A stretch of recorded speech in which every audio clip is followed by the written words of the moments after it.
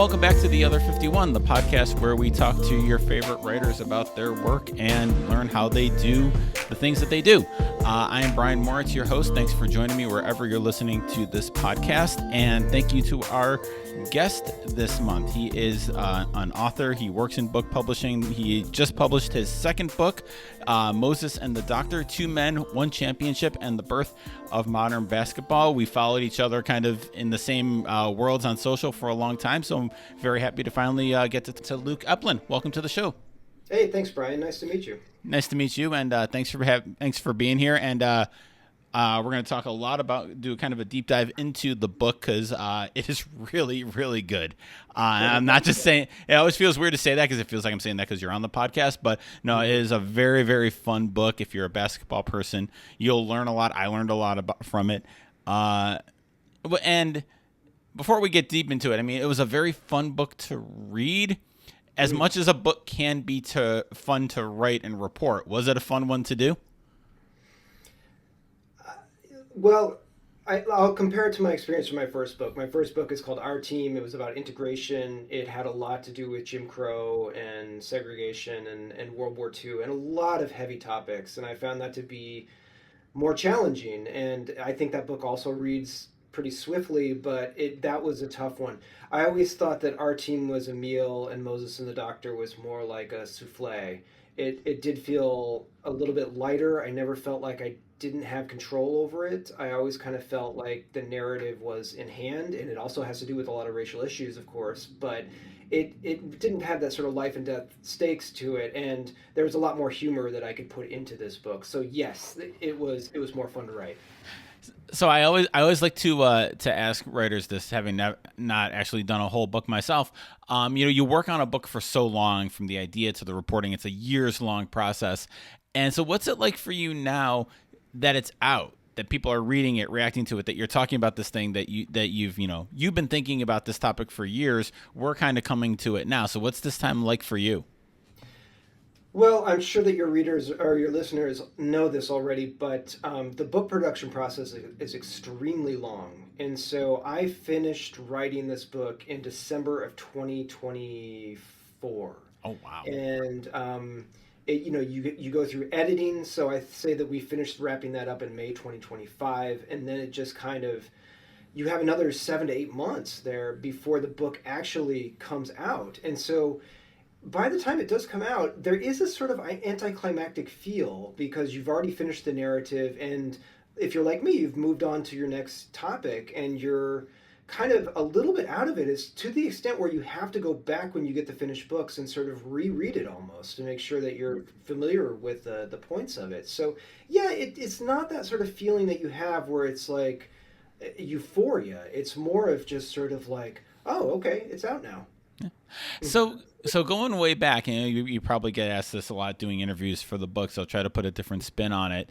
Do you remember, not just when you kind of coming up with the idea for this book, and just to summarize, the book is the story of basically the 1983 76ers championship team and Dr. J and Moses Malone and their kind of rise and coming together and what it meant for basketball and that narrative.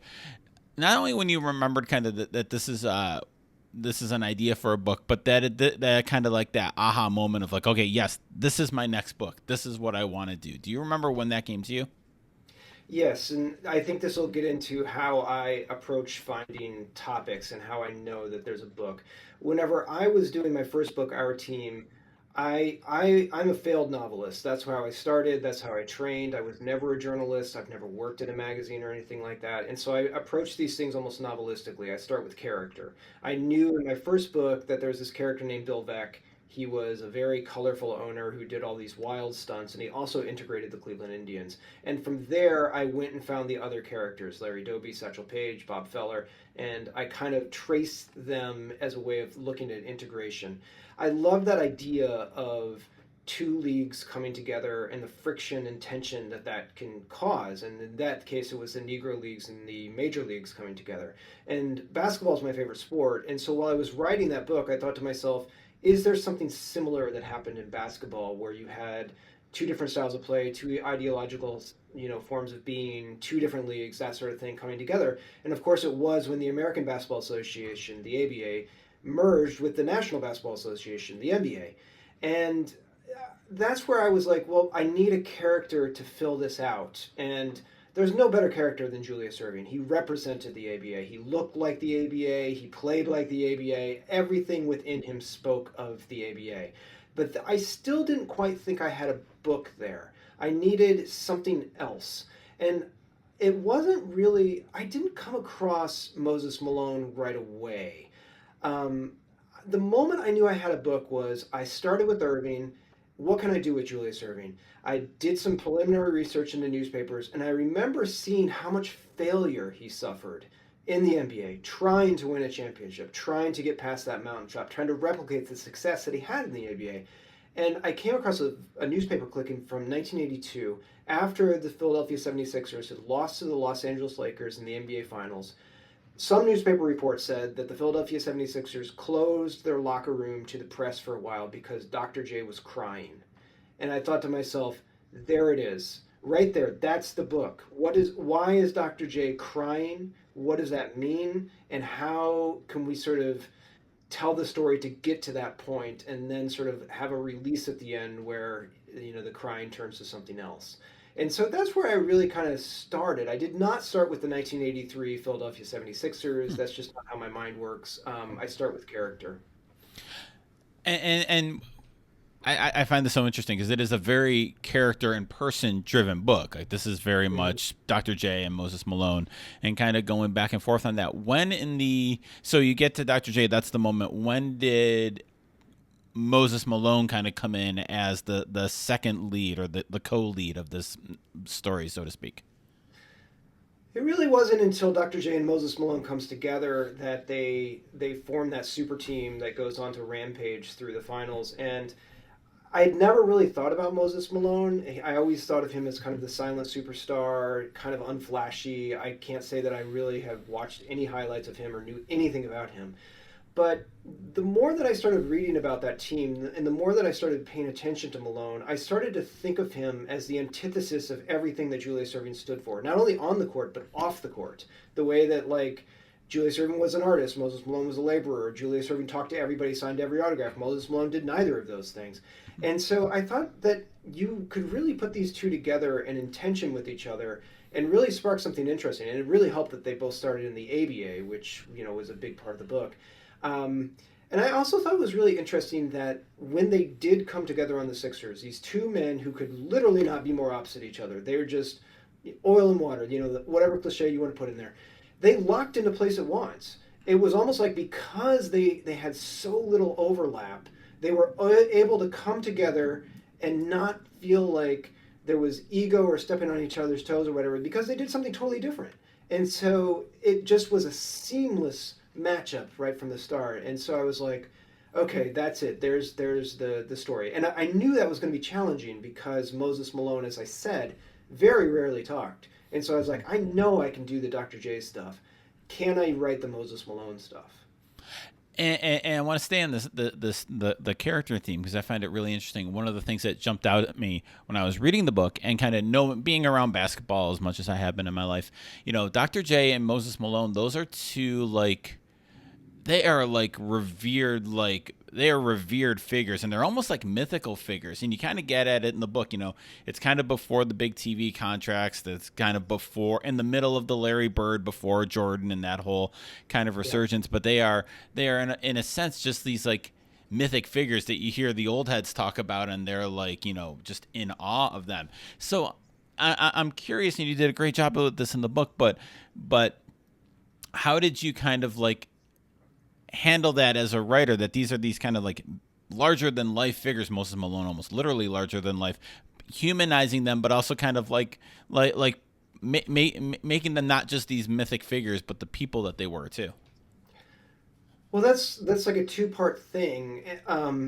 The ABA had no television contract, and so there's very little footage of it. There's actually a documentary that just came out that collects more footage than I've ever seen, which is really amazing. But for the most part, the average person would not have seen these figures in the ABA, and that allowed these individuals that played there, particularly Julius Erving, to take on larger than life form because they were not seen, they were talked about. And that made them literally legends. Like we don't really have legends anymore because everything is just shown nightly. And so it's very hard to be a legend if you don't spin oral mythology.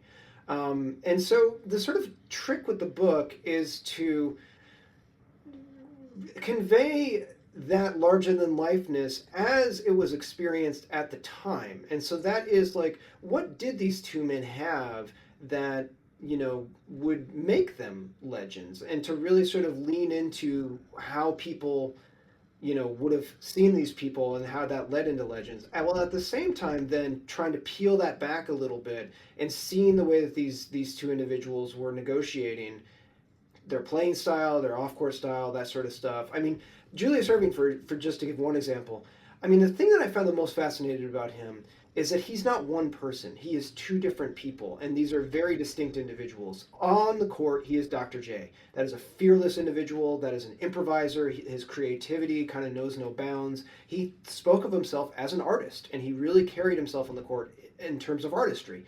Off the court, he was Julius Erving. And Julius Erving was almost like a conservative man. He was very sort of well spoken, eloquent, into business, talking to reporters, doing all these sorts of things.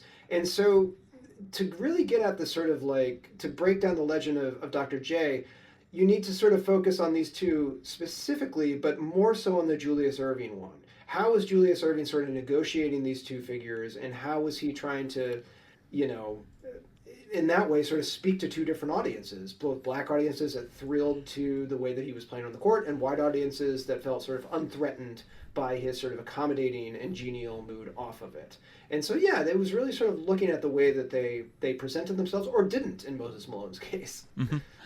So kind of getting back to more nuts and bolts. So you kind of once you kind of lock in on the idea of what the book is going to be, what are your next steps? Like, what do you start doing? How do you kind of start researching, reporting this book? What's that process look like for you, for this one at least? Well, as you know, you have to write a proposal, and so I did end up using that moment where Dr. J cries in the locker room in 1982 as the chapter that I included in my proposal. It's odd because that chapter has no Moses Malone in it whatsoever, but I just really wanted to convey to whoever buys the book that like this is going to be a character book. It's not going to be like we're not going to go through every member of the 1983 Philadelphia 76ers and sort of tell their backstories and whatnot. It's really going to be a journey through these two individuals. And then what I like to do is start with newspaper research. You kind of go deep into the archives. Philadelphia at that time had four different newspapers. You want to sort of hit all of them and go from in my case, that would be 1976 to 1983. Sometimes in terms of the Inquirer, I go day by day, and it takes months. You just kind of you want to kind of read almost the whole thing and just kind of figure out what are people talking about? What are the salient issues? What is Dr. J negotiating? Dr. J is an interesting person because he talked all the time, but he said very little. So you want to find those times whenever he does reveal something of himself in a quotation. And that requires what I would call digging for gold in these archives. Once you have all of that, or at least once I did, I felt more secure than doing interviews with the people that were still around, whether writers, executives, players, whatever, because then it gives me a sense of what questions should I ask? Like, knowing what I know now from the archival research I did, like, what are the things that came up that maybe these people aren't asked about all the time, or that they might have forgotten about? And so, yeah, I'm a big sort of proponent of archives first and then interviews. You mentioned Philadelphia and the four newspapers there, and this Yeah. feels like such a very writerly thing to say, but like Philadelphia really is a character throughout this book, especially as you kind of get through toward the championship year, toward that first year that they were together. So kind of how did you kind of view Philadelphia as a setting character, as part of the book, because it really is. Moses plays in Salt Lake City, Dr. J plays in New Jersey. There's a lot of areas, but it really does kind of come all center and come into focus in Philadelphia. So what role does, and how did you research making Philadelphia part of the story?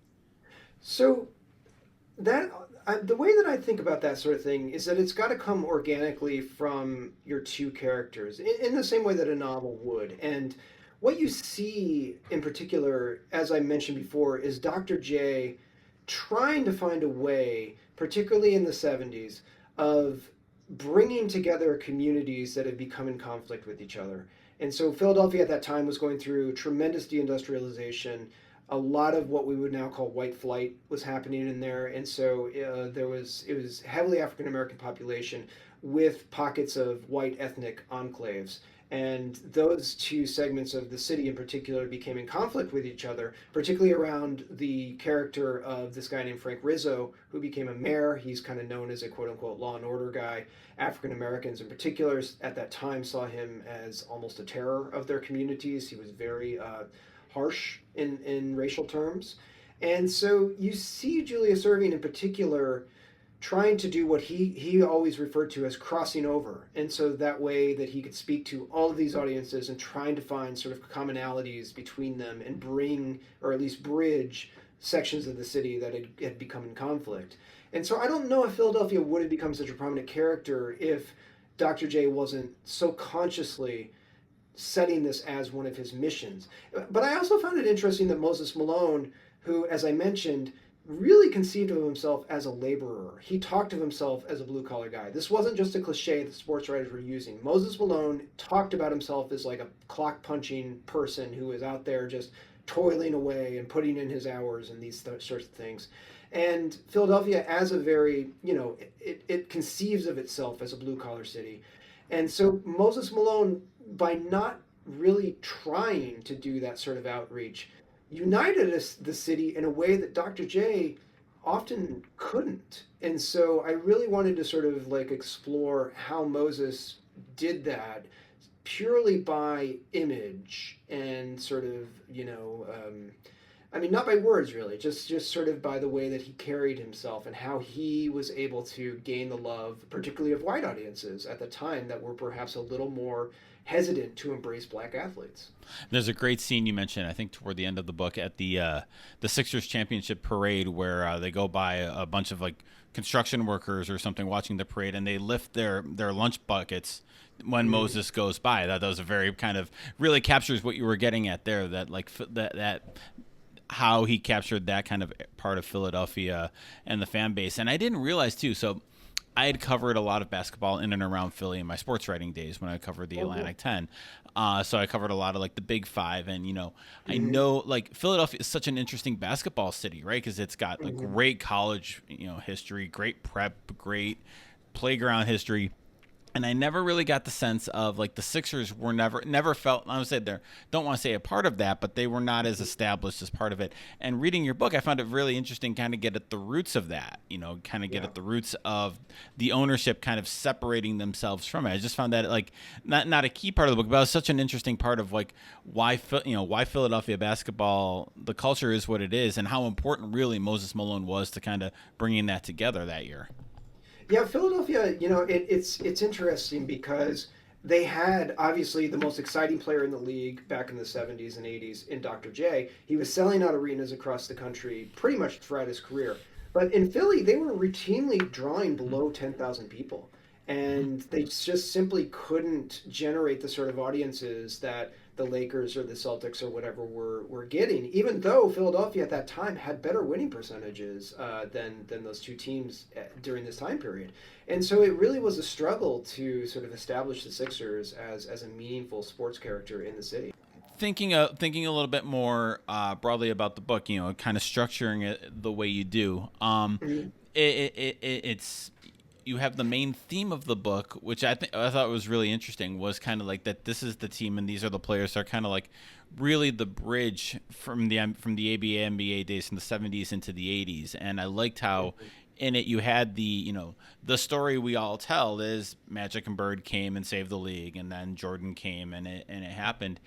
And this team being really, I don't want to say forgotten because Julius Erving and Moses Malone are not forgotten in basketball, but that kind of like missing bridge. When did that, in terms of the structure of the book, because you mentioned how character driven it is, when did that kind of click into place for you as kind of like maybe an overarching theme beyond just the interesting nature of these two individual players?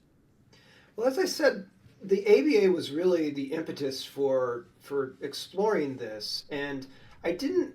What I didn't know going in to the book was that the ABA died in 1976, or at least it merged. Some of the teams merged into the NBA, but it didn't quite die there. Like the Sixers became the ABA's stand-in, basically. And that didn't really become apparent until I started researching the finals between the Sixers and the Portland Trailblazers in 1977. This was Julius Erving's first year in the league. He comes onto a team that's loaded with talent, but plays a more sort of playground, street ball style of basketball, has a wide range of talents, but tremendous ego on that team that ultimately kind of proves to be their downfall against a team led by Bill Walton, a white center, and by Dr. Jack Ramsey, a sort of, down by the rule book sort of coach, has this giant playbook. He really expects the players to follow his commands. And so that's a very symbolic finals that sort of took on the heft of NBA versus ABA, black versus white, all these sorts of things. And people talked about it in apocalyptic terms. That, like, if the Trailblazers lost, that was it. It was just going to be playground from here on out. And so Julius Erving, even though he does have this very genial sort of figure, got saddled with the baggage of the ABA when he was coming into the league, and because he constantly played with ABA superstars, whether Bobby Jones or George McGinnis or Caldwell Jones or Moses Malone, of course.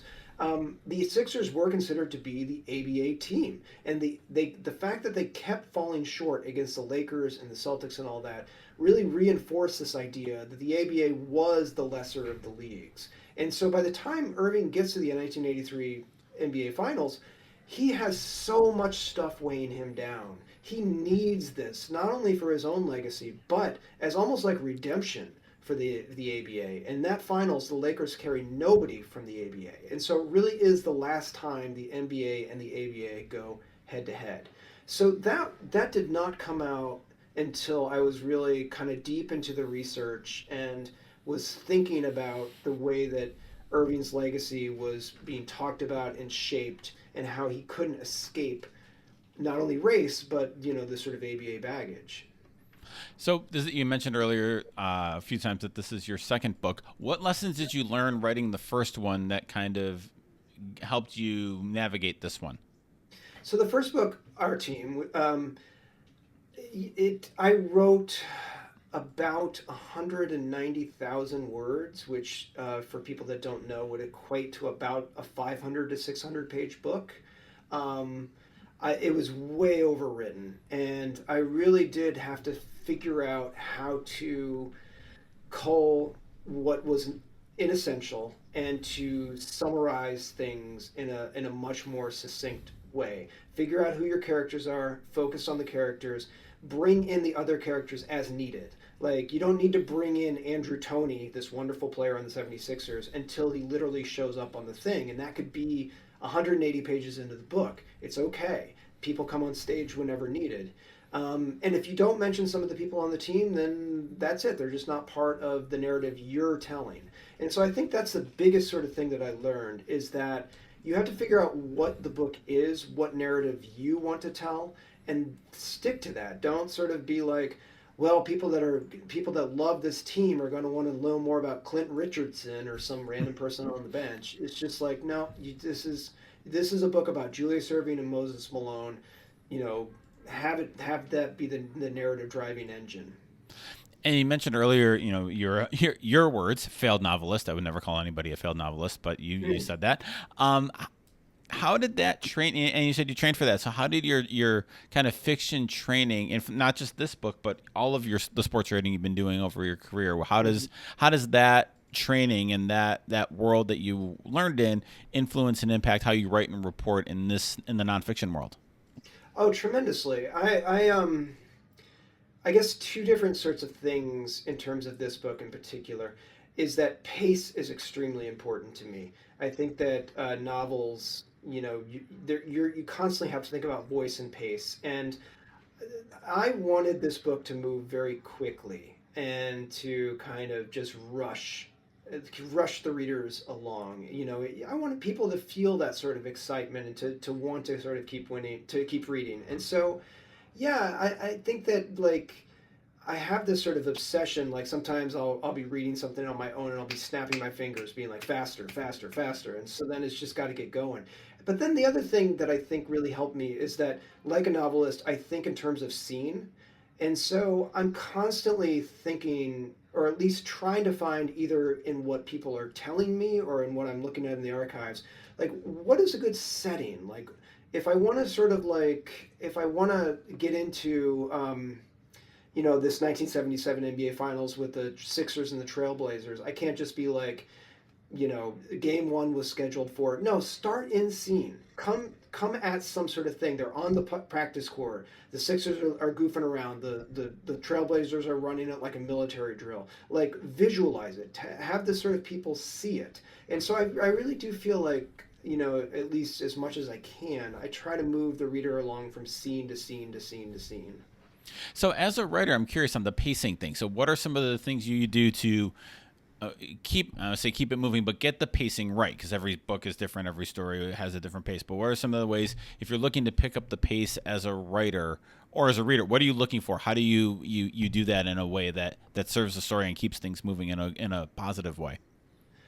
I tend to sort of write more staccato sentences here and there, that can break up. I wouldn't say that my sentence style is necessarily long. They can be, but I tend to sort of like make the sentences a little bit more declarative than perhaps certain nonfiction people do. I have a lot of dialogue that I include in the book, and yeah, I think that one of the challenges of being a nonfiction writer is that you do have to put in so much context. You have to put in what the NBA was like in the 1970s, what the ABA was like in the 1970s, what the NBA was like before then. There's so much that you need to set up for the reader, and that's where you really kind of get bogged down. If they feel like you're just giving them a history lesson or dumping your notebook or something like that, that can be really deadening to a reader. And so you want to make sure that you insert all of that information not in one huge 5-page chunk that's just going to like bar them down, but just where relevant to the story. See if there's a way that you can put that while still in scene. If you need to break it up, that's okay. I mean, I don't really get to the history of Philadelphia basketball until chapter like 11 or Yeah. something like that. I think that you could have put that way earlier in the novel in the book, but I just felt like it was gonna just totally slow it down. But here, where the Sixers are playing the Celtics, that's where the history is colliding with the natural way that the narrative was unfolding. And so then I thought you could sort of put it there, find characters within there. I told that sort of story through Wilt Chamberlain and Bill Russell. Like find other people that you can do rather than just being like Philadelphia 76ers were founded in 17 or 18 whatever, yeah. So yeah, just try to make it organic if you can. So we as we come to the close here, I always end with one of the same questions because I believe to be a good reader is to be a good writer is to be a good reader, and to read good stuff is important. So I ask every guest, and I'll ask you, what's the best thing you've read lately? Um, well, I guess this will be my sort of novelist thing, but I just finished Ian McEwan's latest book. I think it's called, is it called All You Can See or All You Can Tell? Something like that. It is fantastic. Like everybody else, I loved Atonement, and then I kind of fell off with Ian McEwan. But this one goes back and forth in time. There's multiple narratives. There's tremendous science fiction. But I would say, like everything else, it's the sentence level that really gets you. The beautiful construction of sentence by sentence by sentence. There's just no one better. He's a master. And if you don't mind the question. You don't have to answer if you don't want to. But you said you kind of already thinking to your next project. So where can we expect you to be going next in your writing? I think I'm going to stick with sports writing. I have two different things that I'm pondering. One set in the 1960s that would sort of deal with what was going on during the Olympics in 1968 through a couple of different figures, not the ones that you're thinking of, and and then I also have an idea that could be set in Detroit in the 1930s, and I have two characters that would be very well known, but one is a sports figure and one is not. And I want to tell a larger history of social unrest during that time through these two people. Well, whichever one or both you come up with, looking forward to reading them, and we'll have a link to buy Moses and the Doctor in show notes for this. So, Luke, this has been awesome. Thank you so much for taking the time to join us this month. Hey, thanks, Brian. I love it. And thank you all for listening. This has been The Other 51. We do this every month. You can get us wherever you get your fine podcasts. Jen Moritz is our graphic designer. Ellie Moritz wrote our theme music. I'm Brian, and I will talk to you next time.